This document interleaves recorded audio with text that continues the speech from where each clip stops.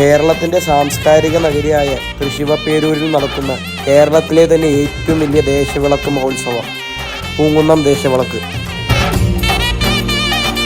55ാമത് പൂങ്കുന്നം ദേശവിളക്ക് ഇക്കൊല്ലം നടക്കുന്നത് നവംബർ 16 മുതൽ ഡിസംബർ 16 വരെ നീണ്ടു നിൽക്കുന്ന മണ്ഡലകാല മഹോത്സവം പൂങ്കുന്നം ശിവക്ഷേത്ര മൈതാനി.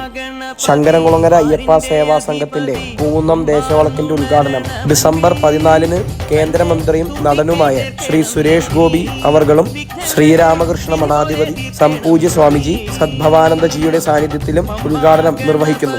13, 14, 15 തീയതികളിൽ ഗാനമേളയും വിവിധതരം കലാപരിപാടികളും ഉണ്ടായിരിക്കുന്നതാണ്.